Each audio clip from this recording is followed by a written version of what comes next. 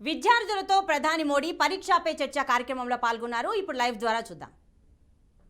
काम है ना, आप लोगों जितना नहीं है.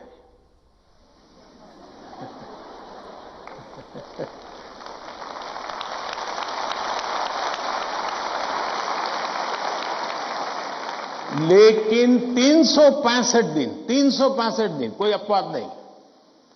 अगर मैं बिस्तर पे लेटा नहीं कि 30 सेकंड में डीप स्लीप की तरफ नहीं चला गया था, होता नहीं. 30 सेकंड लगता है मुझे. आप में से बहुत छोटी आयु के भी होंगे, कभी इधर कभी उधर कभी उधर कभी उधर, फिर नींद आई तो आई. क्यों? मेरा बाकी जो जागृत अवस्था का समय है उसमें बहुत जागृत रहता हूं मैं.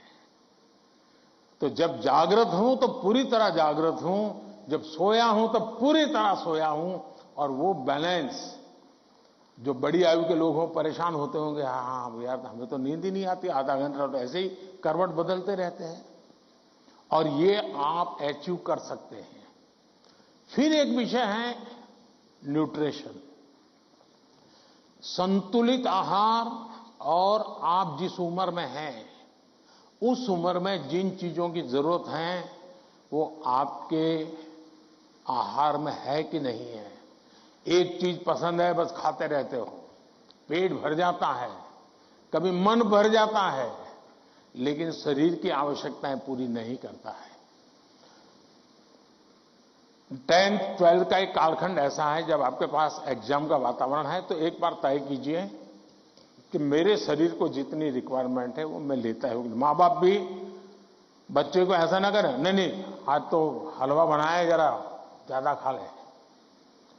कभी माँ बाप को भी लगता है कि क्वांटिटी ज्यादा खिला दी तो बच्चा आज खुश है. जी नहीं, उसके शरीर. और इसके लिए कोई अमीरी गरीबी का मुद्दा नहीं है. जो उपलब्ध चीजें होती हैं उसी में से मिल जाता है जी. उसमें सारी चीजें रहती हैं.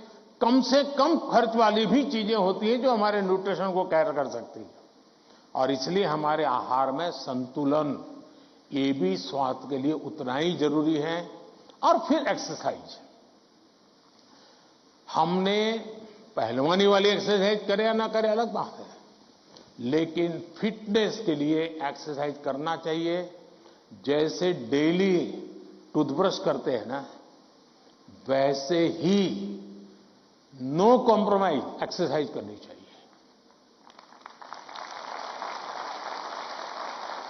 मैंने कुछ बच्चे ऐसे देखे हैं वो छत पे चले जाते हैं, किताब लेके चलते हैं और पढ़ते रहते हैं. दोनों काम कर लेते हैं, कुछ गलत नहीं है. वो पढ़ता भी है और अपना धूप के अंदर चल भी लेता है, एक्सरसाइज भी हो जाती है.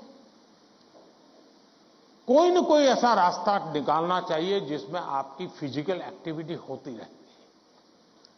5 minute 10 minute dedicated physical activity करनी ही चाहिए.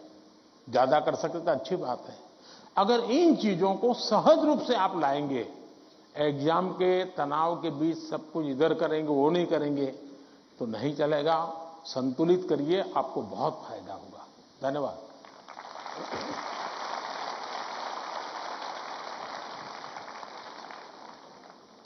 पीएम सर, आपने एग्जाम वॉरियर में भी हमें यही संदेश दिया है, जितना खेलोगे उतना खिलोगे.